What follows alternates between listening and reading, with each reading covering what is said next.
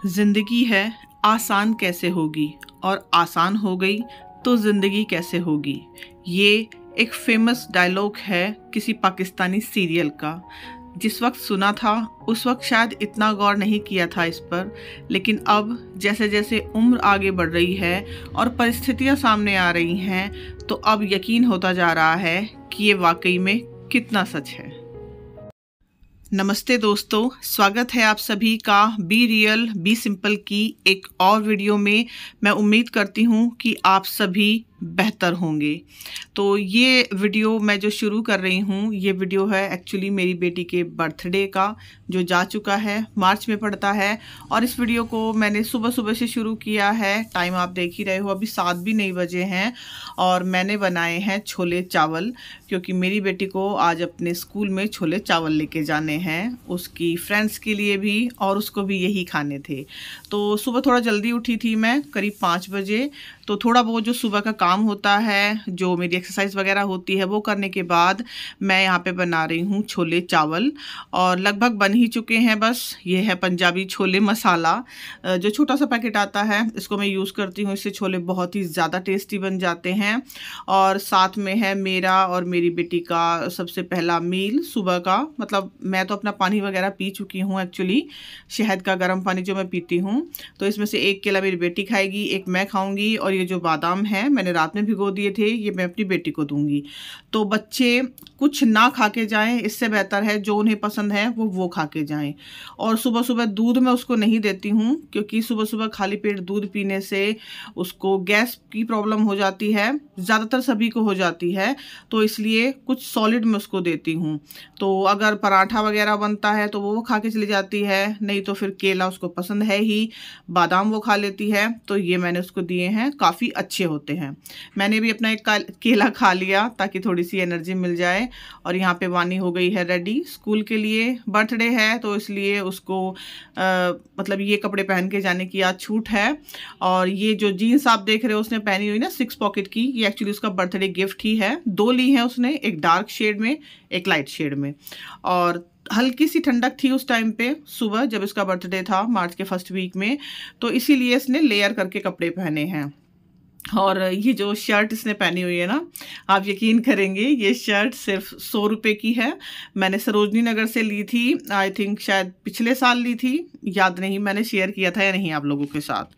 तो वानी चली गई है अपना टिफ़िन वगैरह सब लेके, और थोड़ा बहुत कुछ खाने पीने का, चॉकलेट टॉफ़ी वगैरह भी वो लेके गई थी। वो एक दिन पहले ही मेरे बेटे ने ला के रख दी थी, तो इसलिए वो सब लेके जा चुकी है स्कूल। उस वक्त मैंने कुछ भी शूट नहीं किया था, और शूट ना करने का कारण है क्योंकि मेरा फ़ोन ख़राब हो चुका था और ये छोटी छोटी क्लिप्स मैं अपने हस्बैंड के फ़ोन से शूट कर रही थी। इसी वजह से मैं कोई वीडियो भी नहीं बना पा रही थी। और फ़िलहाल फ़ोन को ठीक कराने का, मतलब जिस वक्त की ये वीडियो है, मेरे पास उतना बजट था नहीं एक्चुअली कि मैं फ़ोन ठीक करा सकूं। उसमें थोड़ी ज़्यादा ही ख़राबी आ गई थी। और कुछ एक और दिक्कत आई थी, वो आगे वीडियो में मैं आपको बताऊंगी कि क्यों पिछले 2 महीने में मैं वीडियो नहीं बना पाई थी। खैर फ़िलहाल मैंने एक वीडियो अभी 2 दिन पहले पोस्ट की थी, उम्मीद करती हूँ आप लोगों ने वो देखी होगी। और ये जो शूट आप देख रहे हो अभी, ये है फ़िलहाल दोपहर का, करीब 12:30 के आसपास का शूट है ये। तो यहाँ पे मैंने ये बेडशीट चेंज की थी। एक्चुअली मैंने ये नई ली थी बेडशीट, करीब 2 महीने पहले, शायद दिसंबर में ली थी, और तब से अब तक मैंने बिछाई ही नहीं थी। तो अभी मैंने इसको बिछाया है क्योंकि आज वानी का बर्थडे है, तो इसलिए।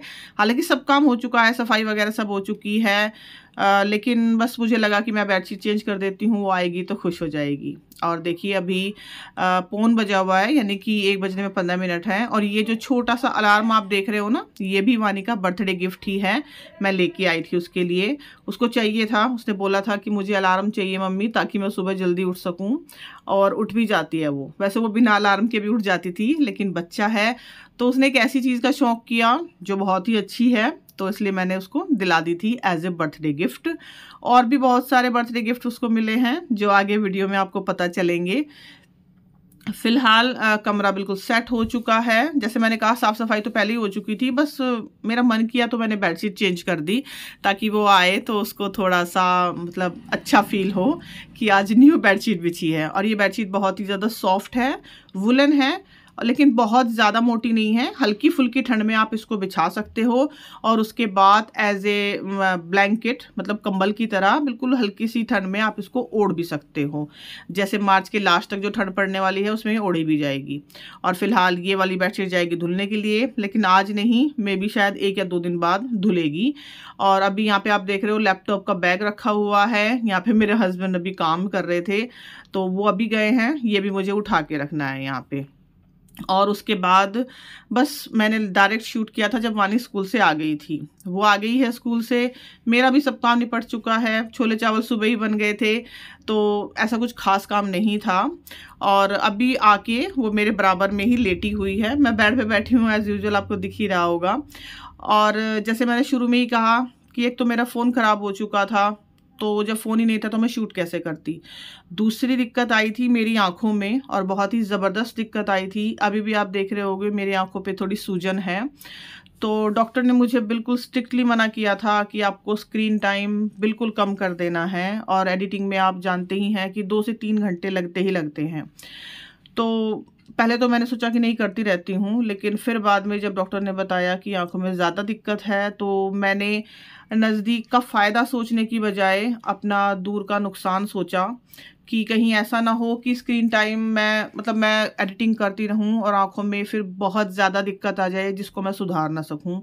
तो इसलिए मैंने छोड़ दिया था कि कोई बात नहीं, जैसे ही मेरी आँखों में दिक्कत कम होगी मैं उस टाइम पे फिर दोबारा से वीडियो की एडिटिंग शुरू करूँगी।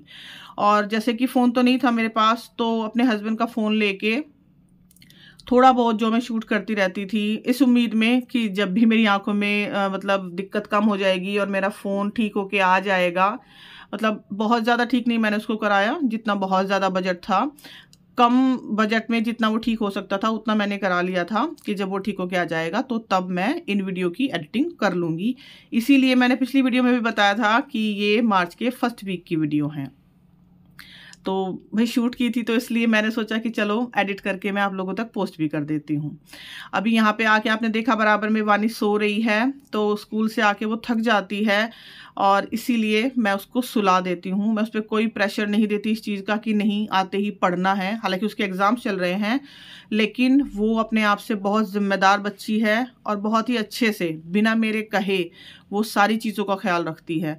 आके वो काफ़ी थकी हुई थी तो इसलिए मैंने उसको बोला कि सो जाओ बेटा।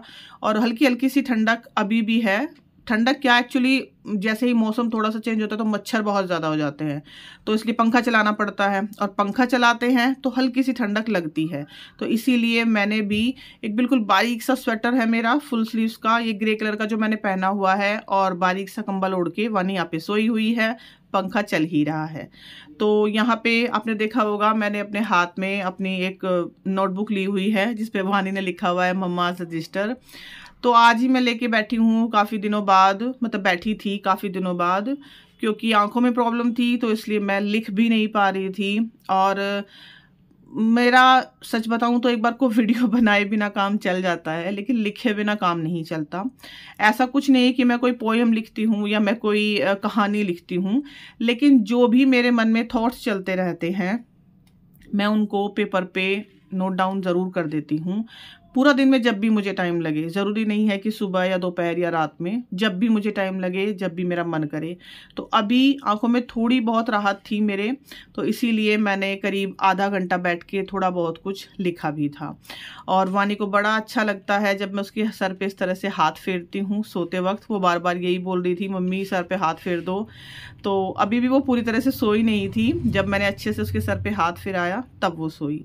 तो मुझे ये चीज़ें बहुत अच्छी लगती हैं, भले ही मैं अपने काम को छोड़ दूं, वीडियो बनाना मैंने कम कर दिया था, घर के काम भी मैं कम कर पा रही थी, लेकिन बच्चों की जो छोटी छोटी ज़रूरतें होती हैं, जैसे अभी वो सर पे हाथ फिरा रही है, या मेरा बेटा कॉलेज जाता है जब, तो उसको मैं गेट तक छोड़ने जाती हूँ, उसको बाय करती हूँ, तो ये सब मुझे बहुत अच्छा लगता है, बहुत ही रिलैक्स मुझे लगता है इन सब चीज़ों से। तो ये मैं कर रही थी इस दौरान और बहुत ही अच्छा लग रहा था मुझे। तो अभी फ़िलहाल वानी सो गई है और मैंने इस दौरान बैठ के करीब ज़्यादा नहीं, करीब 1 डेढ़ पेज या शायद 2 पेज लिखा था उस दिन। अब क्या लिखा था ये तो शायद मैं बता भी नहीं पाऊंगी, क्योंकि जैसे मैंने बताया कि बस जो दिमाग में आता जाता है उस टाइम पे, चाहे वो अच्छा है चाहे बुरा है, इससे मतलब नहीं है, बस मैं नोट डाउन कर लेती हूँ। नोट डाउन मतलब कि उसको लिख देती हूँ, ताकि मुझे पता चले कि मेरे दिमाग में आखिर चल क्या रहा है। क्योंकि कभी कभी हम बहुत ज़्यादा ओवर थिंक कर लेते हैं, तो ये एक अच्छा तरीका है अपने दिमाग को खाली करने का मेरे हिसाब से। तो आप लोग भी अगर हो सके तो थोड़ा पढ़ने का और थोड़ा सा राइटिंग का समय निकालिए, तो शायद मे भी आप लोगों को भी आराम लगे, क्योंकि आज के टाइम पे हर कोई इस ओवर थिंकिंग से परेशान है। अच्छा, यहाँ पे मैं आपको अपनी स्किन दिखा रही हूँ। देखिए, मेकअप नाम की कोई चीज़ नहीं है मेरे चेहरे पर। घर में मेकअप करना मुझे पसंद भी नहीं है। बस ये पूजा वाला टीका लगा रहता है और सिंदूर सुबह में पूजा के टाइम पे ही लगा लेती हूँ। और वैसे भी मेकअप के नाम पे मेरी सिर्फ लिपस्टिक, बिंदी और सिंदूर ही होते हैं। स्किन पे ऐसा मैं कुछ खास नहीं लगाती 90% तक। कभी बाहर जाती हूँ तभी लगाती हूँ। तो इसीलिए मैं दिखा रही हूँ कि अगर हम नेचुरल रहें, कम चीज़ों का इस्तेमाल करें, तो भी हम बेहद अच्छे लग सकते हैं, हमारी स्किन बेहद अच्छी रह सकती है। हालांकि स्किन को अच्छा रखने के पीछे और भी बहुत सारे फैक्टर होते हैं, वो मैं आगे कभी शेयर कर दूंगी आप लोगों के साथ। वैसे मैंने पहले भी काफ़ी बार शेयर किया हुआ है अपनी वीडियोज़ में। अच्छा, अब मैं शूट कर रही हूँ सीधा शाम को। एक्चुअली हम लोगों ने सोचा था कि हम बाहर जाएंगे खाना खाने के लिए, लेकिन नहीं जा पाए। उस टाइम पे थोड़ी सी, जहाँ पे मैं रहती हूँ वहाँ पे थोड़ी सी ट्रैफिक जैम की दिक्कत हो रही थी, थोड़ी सी क्या एक्चुअली बहुत ज़्यादा हो रही थी। तो इसलिए हमने सोचा कि ट्रैफिक जाम में 2-3 घंटा फंसने से अच्छा है कुछ अच्छा सा घर पे ही बना लिया जाए। और आज मैं बनाने जा रही हूँ अफ़गानी पनीर, उसके साथ मैं नान बना रही हूँ। और वानी की बहुत दिनों से इच्छा थी, वो करीब 1 साल से मुझे कह रही थी कि मुझे अफ़गानी पनीर खाना है। ऐसा नहीं कि मैंने पनीर की रेसिपी नहीं बनाई है, लेकिन अफ़गानी पनीर नहीं बनाया था। तो यहाँ पे सबसे पहले मैं नान के लिए आटा बना रही हूँ, जिसके लिए मैंने लिया है गेहूं का आटा 2 कटोरी और 1 कटोरी मैदा लिया है। आप चाहो तो पूरा का पूरा मैदा ले सकते हो या पूरा का पूरा गेहूं का आटा ले सकते हो। उसमें मैंने डाला है आधा चम्मच नमक, आधा चम्मच पिसी हुई चीनी और 1/4 चम्मच के करीब बेकिंग पाउडर। थोड़ा सा मैंने ऑयल डाला है, रिफाइंड ऑयल, और थोड़ी सी डाली है दही। ये काफ़ी खट्टी दही है, आधी कटोरी के करीब। इन सब चीज़ों को एक साथ करके हम आटा बनाएंगे। और अभी आप पीछे देख रहे हो, मैंने पनीर की भी थोड़ी सी तैयारी करके रखी है, प्याज वगैरह छील के रखे हैं, धनिया साफ करके रखा है। ये अफ़गानी पनीर में जाएगा। अभी फ़िलहाल हम आटा बना लेते हैं। तो नान के लिए आटा, हालांकि नान मैंने पहले भी बनाए हैं, लेकिन इसको थोड़ा सा डिफरेंट बनाने वाली हूँ, तो इसलिए रेसिपी आप लोगों के साथ शेयर कर रही हूँ। बाकी अगर आप अलग से भी एक नान की रेसिपी मेरे चैनल पे है, देखना चाहो तो मैं उसका लिंक दे दूंगी डिस्क्रिप्शन बॉक्स में। तो इस आटे को मैं गर्म पानी से गूंथ रही हूँ। ये पानी गुनगुने से थोड़ा सा तेज़ गर्म है, बहुत ज़्यादा तेज़ गर्म नहीं है, लेकिन गुनगुने से थोड़ा सा तेज़ गर्म है। और इस आटे को हमें बड़ा ही मुलायम सा बनाना है, बहुत ज़्यादा सख्त नहीं बनाना है। आप देख रहे हो मैंने काफ़ी मुलायम आटा बनाया है। और इसको हम करीब 1 से 1.5 घंटा या 2 घंटा भी, जितना आपको टाइम हो रख सकते हैं, इतना आप रखिए। उससे आपके नान बहुत ही सॉफ्ट बनेंगे।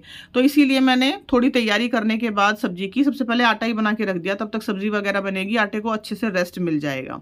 तो यहाँ पे है ये करीब 250 ग्राम पनीर, उसको मैंने छोटे छोटे पीसेस में कट कर लिया है। उसके ऊपर मैंने डाला है हल्का सा नमक और आधा नींबू निचोड़ दिया है। तो ये इसका एक तरह से मैरिनेशन है। हालांकि मुझे नींबू सूट नहीं करता, तो इसीलिए मैंने ये सब्ज़ी थोड़ी सी खाई थी, लेकिन बनी बहुत ज़्यादा टेस्टी थी। लेकिन इसके मैरिनेशन में नींबू जाता ही है, तो मेरी मजबूरी है डालना। और नींबू का ये जो छिलका बच गया है, इसको मैं फेंकूंगी नहीं, इसको मैं DIY क्लिनजर बनाने में इस्तेमाल कर लूँगी। उसका भी मैंने पहले आप लोगों के साथ वीडियो शेयर किया है, उसका भी लिंक आपको डिस्क्रिप्शन बॉक्स में मिल जाएगा। अच्छा, इसके बाद मैंने इस पर डाला है अदरक और लहसुन का पेस्ट, जो होममेड नहीं है। एक्चुअली बाज़ार से आज मुझे मंगाना पड़ा, क्योंकि लहसुन मेरे पास आज घर में थी नहीं, तो होममेड नहीं है, बाज़ार से मिल जाता है ये। तो छोटा सा पैकेट मैंने मंगाया था, और उसी को मैंने पनीर में अच्छे से 1-1.5 चम्मच मिला के उसको रख दिया है मैरिनेट होने के लिए ढककर। तब तक मैंने पैन चढ़ाया है। पैन में मैंने डाला है आधा चम्मच जीरा और आधा चम्मच सौंफ। और यहाँ पे मैंने ली हैं करीब 4-5 प्याज थी, आपने देखी थी कटी हुई, उनको मोटा मोटा काटा है। 1 इंच का करीब अदरक का टुकड़ा था, उसको भी मोटा मोटा काट लिया है। 2-3 हरी मिर्चें मैंने इसमें डाली हैं, बहुत ज़्यादा नहीं, उसको भी रफली ही काटा है। और 1 मुट्ठी भर के मैंने इसमें डाले हैं काजू। तो यहाँ पे प्याज को हमें भूनना नहीं है, बस थोड़ा सा उसका कच्चापन निकाल देना है।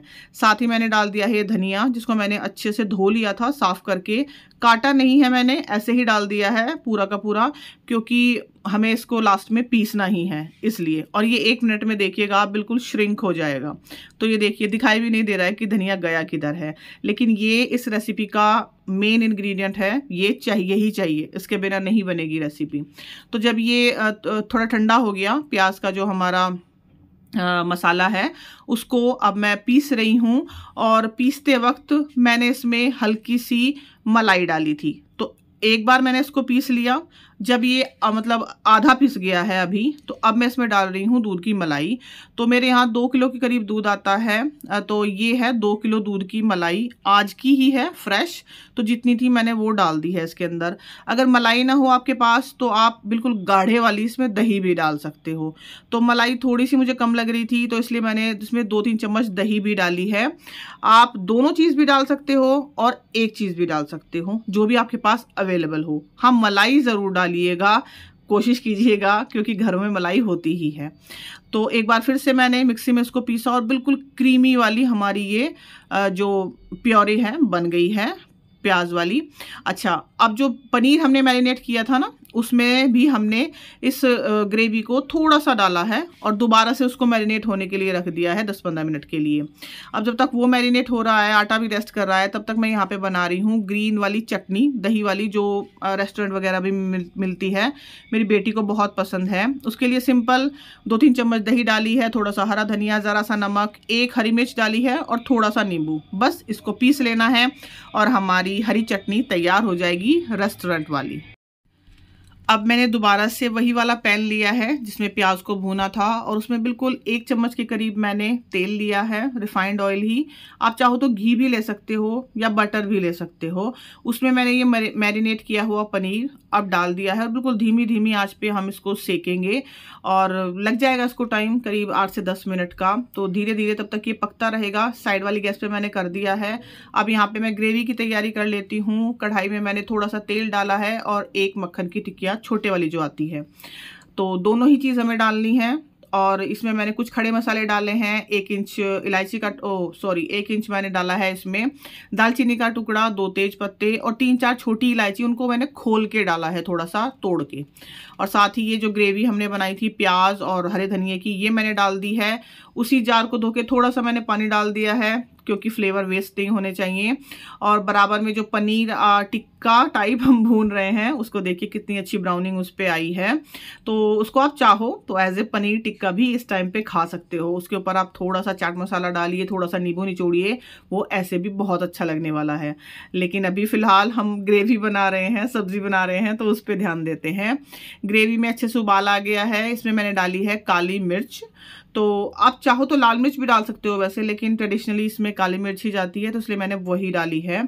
और साथ ही जो पनीर हमारा अच्छे से फ्राई हो गया था, वो मैंने उसमें ऐड कर दिया है। अब यहाँ पे मैंने काट ली हैं चुकंदर, बिल्कुल बारीक बारीक। वानी ने बोला था कि इसी स्टाइल से काटना, तो मैंने इसी स्टाइल से काटी हैं। और जो चटनी मैंने बनाई थी ना, ग्रीन चटनी दही वाली, उसको मैंने इस तरह से प्याज के लच्छों में मिला दिया है। थोड़ा सा मैंने इसमें हरा धनिया मिला दिया है, तो मतलब उसको आज पूरी रेस्टोरेंट वाली फील आने वाली है। वैसे ये लच्छा प्याज जो तंदूरी प्याज में बनाती हूँ, इसकी एक और रेसिपी मैंने आप लोगों के साथ शेयर की हुई है। उसमें मैंने दही नहीं मिलाई थी, वो दूसरे तरीके की है। उसका भी लिंक मिल जाएगा आपको डिस्क्रिप्शन बॉक्स में अगर आप देखना चाहो।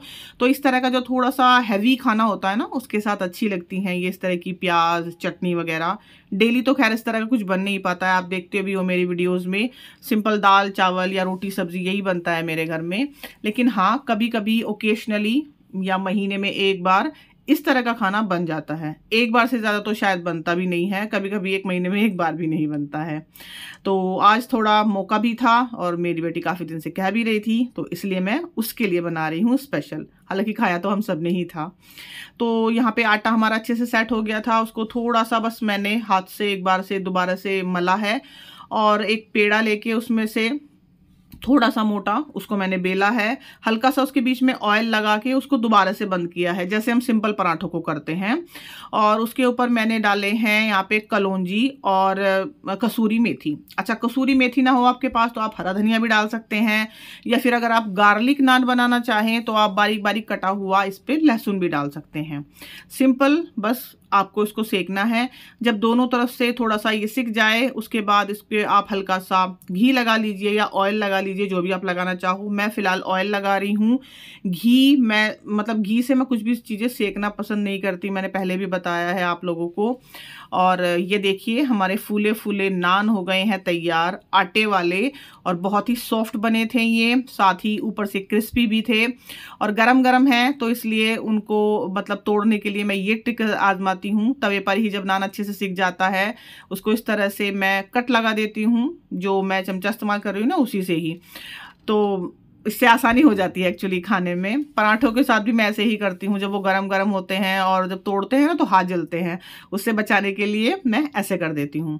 तो ये देखिए बिल्कुल फूले फूले ये हमारे नान तैयार हुए हैं। और उसके बाद हमने लगाई है अपनी खाने की थाली। यहाँ पे हैं आटे वाले नान, बहुत ही अच्छे बने थे, बहुत ही सॉफ्ट बने थे।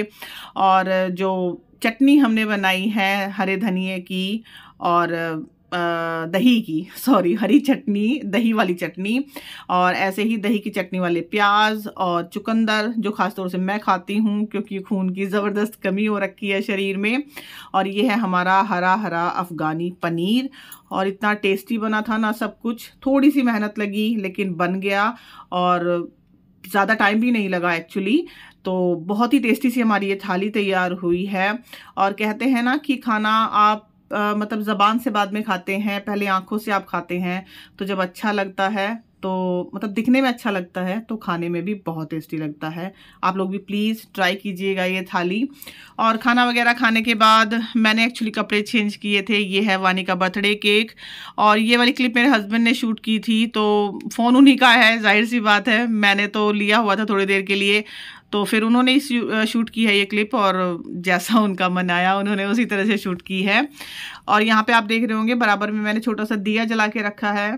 केक के ऊपर मैंने कोई मोमबत्ती नहीं लगाई हैं, मतलब एक्चुअली लगाई हुई थी बच्चों ने, लेकिन मैंने वो जलाई नहीं, और उनको ये नहीं कि जलाई और फिर उसको बुझाओ, बस सिंपल सा एक दिया मैंने जला दिया है बराबर में। और अब हम ऐसा ही करते हैं या करेंगे आगे। और वानी देखिए कितनी खुश है, उसने अपने कपड़े दोबारा से वही पहन लिए जो सुबह उसने पहने हुए थे, उसको यही पसंद थे। स्कूल से आके हालांकि उसने चेंज कर लिए थे, लेकिन उसको यही वाले पसंद थे। उसने मुझे भी बोला था कि मम्मी प्लीज़ आप भी चेंज करो, तो यहाँ पे देख रहे हो मैंने भी साड़ी पहनी हुई है, क्योंकि खाना वगैरह का सारा काम हो ही गया था, तो अब बस मतलब खाली खाना ही खाना बाकी था, तो इसलिए मैंने चेंज कर ली थी। और वानी बहुत ज़्यादा खुश थी, उसको बहुत सारे गिफ्ट्स मिले हैं अपनी फ्रेंड्स की तरफ से भी। देखती हूँ उन गिफ्ट्स की जो क्लिपिंग है वो मैं अभी ऐड कर दूँगी, या फिर अगली वीडियो में मैं आप लोगों के साथ शेयर कर दूँगी।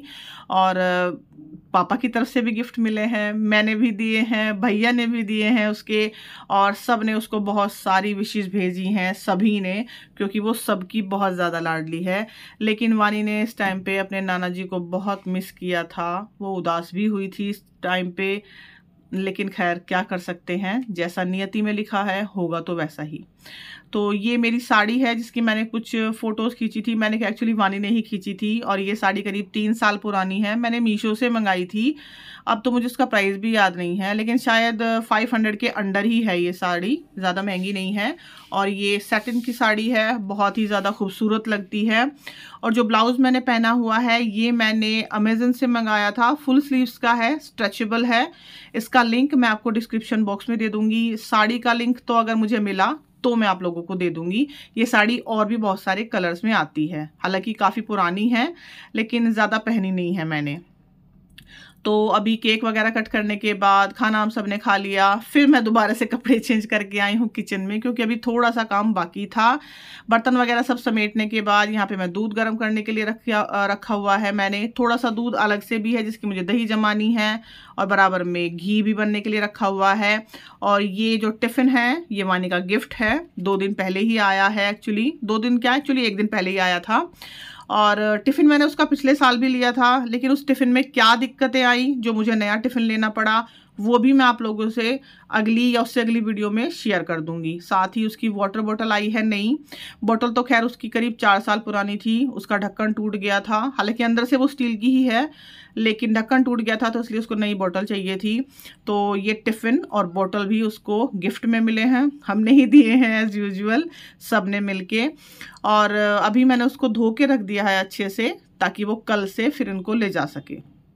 अब घी भी बनने लग रहा है यहाँ पे साथ साथ। तब तक मैंने सब बर्तन वगैरह सब क्लीन कर दिए थे, थोड़े बहुत होंगे अभी घी वगैरह के, वो मैं फिर बाद में साफ़ कर दूंगी।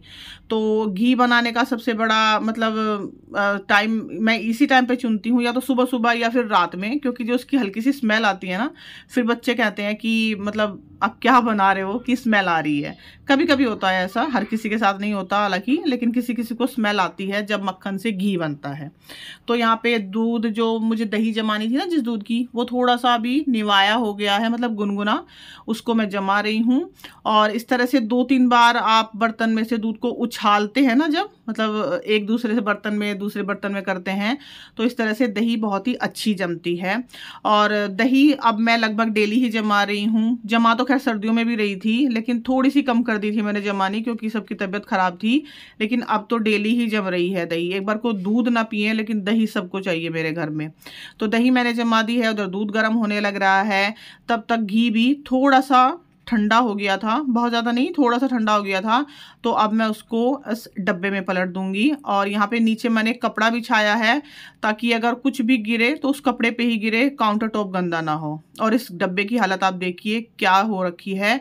एक्चुअली मैं घर गई थी इस बीच में करीब 1 हफ्ते के लिए, तो जाना पड़ा था मुझे मेरे मायके में। जैसे मैंने बताया था कि ट्रेजेडी हुई थी, तो उस दौरान मुझे जाना पड़ा था 1 हफ्ते के लिए। तो तभी की बात है ये, मेरा बेटा था घर पे ही, एक्चुअली वो नहीं जा पाया था, उसके कॉलेज थे उस टाइम पे। तो वो क्या करता था कि इसको डायरेक्ट बिल्कुल गैस पे रख देता था घी गर्म करने के लिए। तो ये हाल उसने किया हुआ है। देखती हूँ मैं, जब भी टाइम लगेगा इसको साफ़ करूँगी, जितना भी साफ़ हो पाएगा उतना तो करूँगी ही। तो घी यहाँ पे अच्छे से बन गया है, मैंने इसको डब्बे में निकाल दिया है। और बराबर में वानी है जो आप देख रहे होंगे बार बार फ्रिज खोल रही है, उसको कुछ ना कुछ चाहिए ही होता है खाने के लिए।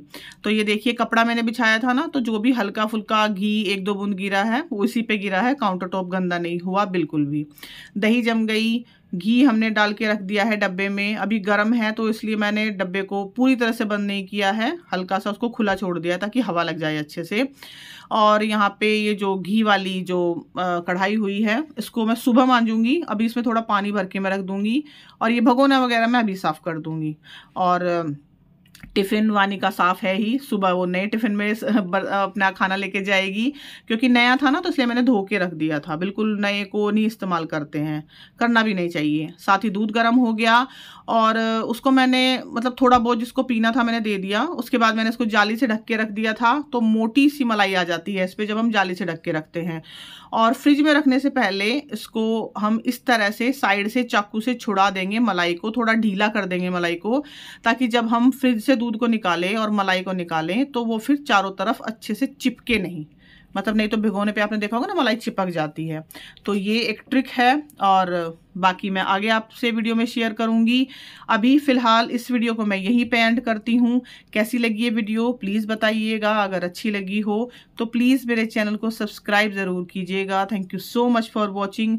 चलती हूँ, दोबारा मिलूँगी, तब तक अपना ढेर सारा ध्यान रखिएगा, और हाँ, मेरी वीडियोज़ को देखते रहिएगा।